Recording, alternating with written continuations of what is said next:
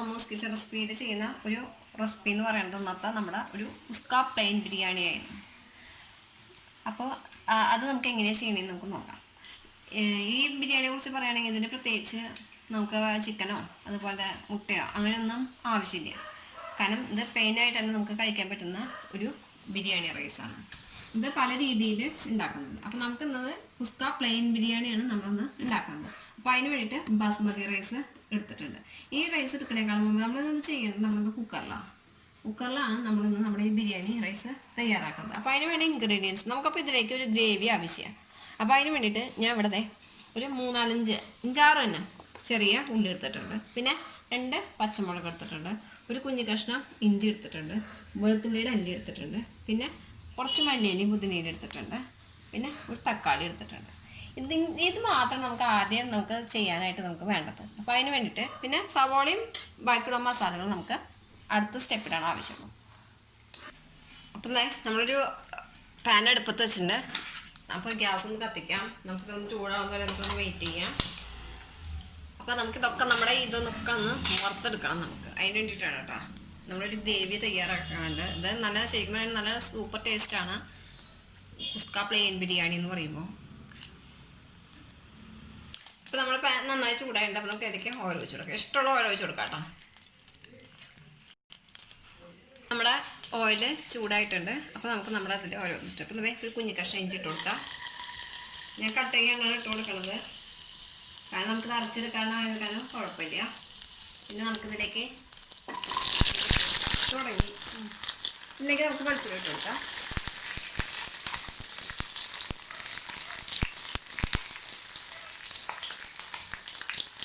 പിന്നെ നമുക്ക് ഇതിലേക്ക് പച്ചമുളക് ഇട്ട് കൊടുക്കാം.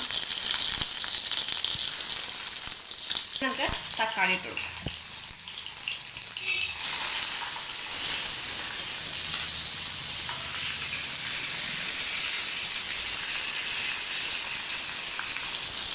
ഇറക്കി കൊടുക്കാം.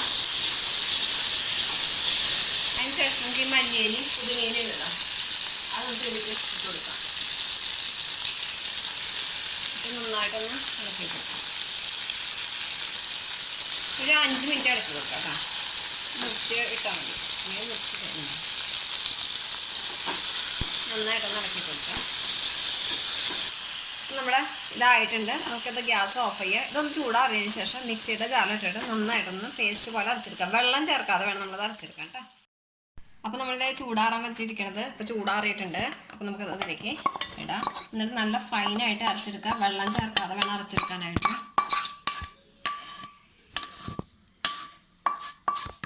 നന്നായിട്ട് അരച്ചെടുത്തിട്ടുണ്ട്. അപ്പോൾ നമ്മളത് ഇത് അരച്ച് വന്നിട്ടുണ്ട്. ഇനി ഇതൊരു സൈഡിലേക്ക് മാറ്റി വയ്ക്കും. അപ്പോൾ നമ്മളൊരു കുക്കർ അടുപ്പത്ത് വെച്ചിട്ടുണ്ട്. അപ്പോൾ ഇതൊന്ന് ചൂടാണ വരെ ഒന്ന് വെയിറ്റ് ചെയ്യുക.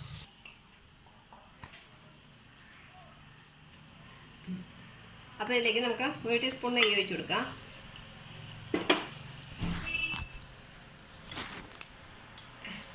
അതുപോലെ തന്നെ നമുക്ക് കുറച്ച് ഓയിൽ ഒഴിച്ച് കൊടുക്കാം. നമ്മളിങ്ങനെ ചെയ്യുന്നത് പ്രത്യേക ഒരു ഫ്ലേവർ കിട്ടാൻ വേണ്ടിയിട്ടാണ് കേട്ടോ. കുറച്ച് ഓയിൽ ഒഴിച്ച് കൊടുക്കാം. ഇനി നെയ്യ് മാത്രം അങ്ങനെയാണെങ്കിൽ അങ്ങനെ ചെയ്താലും കുഴപ്പമില്ല. ഇതൊന്ന് ചൂടാണ വരെ ഒന്ന് വെയിറ്റ് ചെയ്യുക. ഇനി ഇതിലേക്ക് നമ്മുടെ സ്പൈസസുകൾ ഇട്ട് കൊടുക്കാം. അപ്പോൾ ഞാൻ അധികം സ്പൈസസ് ഇവിടെ ഇട്ടിട്ടില്ല. കാരണം 2 ഏലക്കായ ഇട്ടിട്ടുണ്ട്.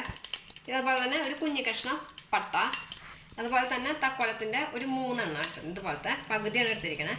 പിന്നെ 3 കരിയാമ്പൂട്ടുണ്ട്. ഇത്രയാണ് നമ്മൾ എടുത്തിരിക്കുന്നത്. ഇതൊന്ന് ഇതാവട്ടെ കേട്ടോ. ഇതിലേക്ക് നമുക്ക് സവാള ഇട്ടു.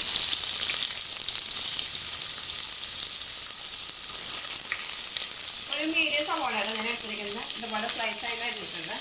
അതിലേക്ക് ചേർത്ത് കൊടുക്കാം. നന്നായിട്ടൊന്ന് മിക്സ് ചെയ്യാം. നന്നായിട്ടൊന്ന് വഴന്ന് പറഞ്ഞാൽ ഒന്ന് വെയിറ്റ് ചെയ്യാം. അപ്പോൾ പെട്ടെന്ന് വഴന്ന് കിട്ടാൻ വേണ്ടിയിട്ട് നമുക്ക് ഒരു ലേശം പൊടിപ്പ് ചേർത്ത് കൊടുക്കാം. ഇതിലേക്ക് അപ്പോൾ ലേശം പൊടിപ്പിട്ട് കൊടുക്കാം. നന്നായിട്ടൊന്ന് മിക്സ് ചെയ്യാം.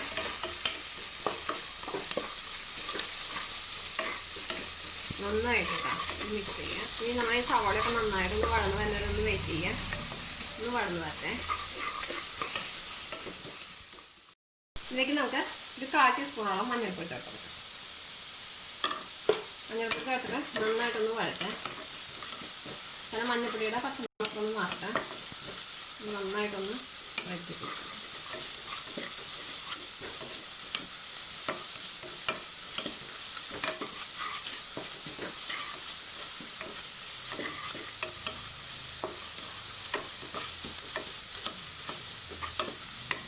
മഞ്ഞൾപ്പൊടിയുടെ പച്ചമുളകൊക്കെ മാറിയിട്ടുണ്ട്. ഇനി നമുക്ക് ഇതിലേക്ക് എരിവുള്ള മുളക് പൊടി ഇട്ട് കൊടുക്കാം. 1/2 ടീസ്പൂണോളം എരിവുള്ള മുളക് പൊടി ചേർത്ത് കൊടുക്കാം. 1/2 ടീസ്പൂൺ മതി. കാരണം നമ്മൾ ഇതിലേക്ക് ബിരിയാണി മസാല ആഡ് ചെയ്യുന്നുണ്ട്. ബിരിയാണി മസാല ഇല്ലാന്നുണ്ടെങ്കിൽ ഗരം മസാലയും കുഴപ്പമില്ല.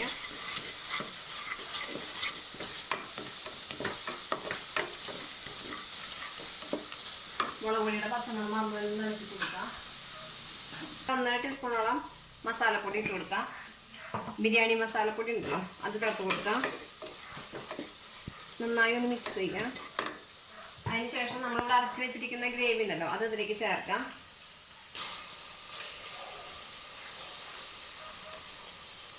നന്നായിട്ടൊന്ന് ചേർക്കാം.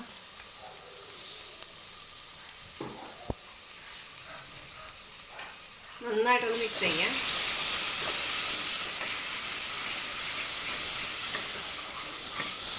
ഇതിലേക്ക് നമുക്ക് കുറച്ച് വെള്ളം കൂടി ചേർത്ത് കൊടുക്കാം. എന്നിട്ട് ഹൈ ഫ്ലെയിമിലിടാം. നന്നായിട്ടൊന്നത് വഴറ്റാം. ഇതിലേക്ക് കുറച്ച് ഉപ്പിട്ട് കൊടുക്കാം. നേരത്തെ നമ്മൾ ഉപ്പിട്ടുണ്ട്, ഇതിലേക്ക് കുറച്ച് ഉപ്പിട്ട് കൊടുക്കാം. നേരത്തെ നമ്മൾ ഉള്ളി വഴന്ന് കിട്ടാൻ വേണ്ടിയിട്ട് ഉപ്പാണ് നമ്മൾ ഇരിക്കുന്നത്. നമ്മളിതിലേക്ക് ഇട്ട് കൊടുത്തിട്ടുണ്ട്. അപ്പോൾ എന്താ പറയുക, നല്ലൊരു പ്രത്യേകം ഒരു ഫ്ലേവറാണ്, നല്ലൊരു മണം. കാരണം നമ്മൾ പുതിനയിലും മല്ലിയിലും എല്ലാം ഇതിൻ്റെ വെള്ളമൊക്കെ പറ്റി എണ്ണ തെളിഞ്ഞ് വരുന്നത് നമുക്കൊന്ന് വെയിറ്റ് ചെയ്യണം കേട്ടോ. അതുപോലെ നന്നായി ഇളക്കി കൊടുക്കണം, അതിന് അടിയെ പിടിക്കും. ജസ്റ്റ് ഒന്ന് ഇതിനൊന്ന് ഇളക്കി കൊടുക്കാം. ഇപ്പോഴത്തെ നമ്മളിതൊക്കെ എണ്ണയൊക്കെ തെളിഞ്ഞ് തുടങ്ങിയിട്ടുണ്ട്. അപ്പോൾ നമുക്കിതിലേക്ക് 2 ടീസ്പൂണോളം തൈര് ചേർത്ത് കൊടുക്കാം. പുളിയില്ലാത്ത തൈര് കേട്ടോ. 2 ടീസ്പൂണോളം ചേർത്ത് കൊടുക്കാം. നന്നായിട്ടൊന്ന് മിക്സ് ചെയ്യാം. ഇത് വെതിരി കിടന്നത് പോലെ തന്നെ നന്നായിട്ടൊന്ന് വറ്റി പോലെ എണ്ണ തെളിഞ്ഞ് വരുന്നവരെ ഒന്ന് വെയിറ്റ് ചെയ്യാം. അപ്പോൾ ഇതേ നമ്മുടെ ഇതൊക്കെ എണ്ണയൊക്കെ നന്നായി തെളിഞ്ഞ് വന്നിട്ടുണ്ട്. അപ്പോൾ നമുക്ക് നമ്മുടെ റൈസ് ഇട്ട് കൊടുക്കാം. ഞാനിപ്പോൾ ഒരു 3 കപ്പ് റൈസാണ് ഇട്ട് കൊടുക്കുന്നത്. നമ്മൾ സാധാരണ സ്റ്റീലിൻ്റെ ഗ്ലാസ്സിൽ 3 ഗ്ലാസ് അരിയാണ് എടുത്തിരിക്കുന്നത്.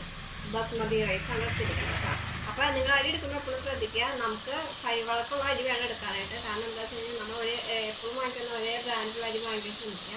ഇല്ലാന്നുണ്ടെങ്കിൽ ഇത് ചിലപ്പോൾ കുഴഞ്ഞു പോകാനായിട്ട് സാധ്യത ഏറും. കാരണം നമ്മളിത് കുക്കറിലായതുകൊണ്ട് കറക്റ്റ് വെള്ളം ഒഴിച്ചിട്ടാണ് നമ്മൾ വേവിക്കുന്നത്. അപ്പോൾ അതുകൊണ്ടാണ് പറയുന്നത്. നമുക്ക് ഈ റൈസ് ഇട്ട് കൊടുത്തിട്ട് ഒന്ന് പതുക്കെ ഒന്ന് ഇളക്കി കൊടുക്കാം. അപ്പം നമ്മൾ ഏത് ഗ്ലാസ്സിലാണോ അരി എടുത്തത് അതേ ഗ്ലാസ്സിൽ തന്നെ വേണം നമ്മൾ ഈ അരിക്കുള്ള വെള്ളം എടുക്കാനായിട്ട് ശ്രദ്ധിക്കണം. ജസ്റ്റ് ഒന്ന് നമുക്കിങ്ങനെ ഇളക്കി കൊടുക്കാം. നമ്മൾ ഈ മസാലകളൊന്നും എല്ലാത്തിലേക്കും ഒന്ന് ആവാൻ വേണ്ടിയിട്ടാണ് നമ്മളതിന് ചെയ്യണത്. അപ്പോൾ അരി പെട്ടെന്ന് പൊട്ടിപ്പോവാതിരിക്കാനും നോക്കാം. അപ്പോൾ അത് നമ്മളിപ്പോൾ ഒരു 15 മിനിറ്റ് ഇത് കുതിർത്ത് വെച്ചിട്ടുണ്ട് കേട്ടോ. ഈ റൈസ് ഒന്ന് 15 മിനിറ്റ് കുതിർത്ത് വെച്ചിട്ടുണ്ട്. ഇനി ഇതിലേക്ക് നമുക്ക് വെള്ളം ഒഴിച്ച് കൊടുക്കാം. അപ്പോൾ 1 ഗ്ലാസ് അരിക്ക് 1.5 ഗ്ലാസ് വെള്ളമാണ് ഞാൻ ഇവിടെ എടുക്കുന്നത്. എനിക്ക് ഈ റൈസിന് 1.5 ഗ്ലാസ് വെള്ളം മതി. അപ്പോൾ അതുകൊണ്ട് ഞാൻ 1.5 ഗ്ലാസ് വെള്ളം വെച്ചിട്ടാണ് എടുക്കുന്നത്.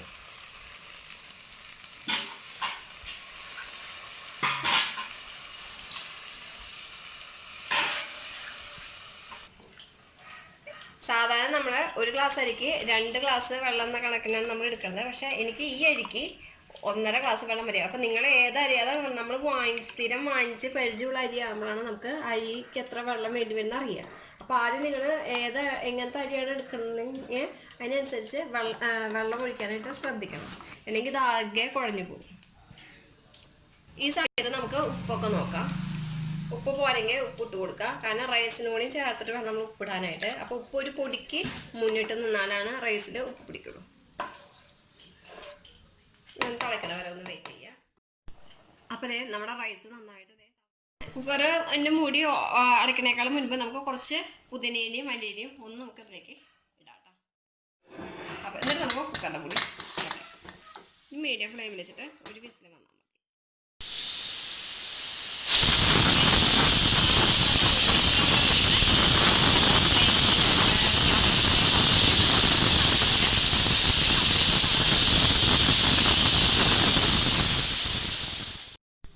അപ്പം നമ്മുടെ കുക്കറിൻ്റെ വിസിലൊക്കെ പോയിട്ടുണ്ട്, കംപ്ലീറ്റ് ആയിട്ടുണ്ട്. അപ്പോൾ നമുക്ക് ഒന്ന് ഓപ്പൺ ചെയ്യാം കേട്ടോ.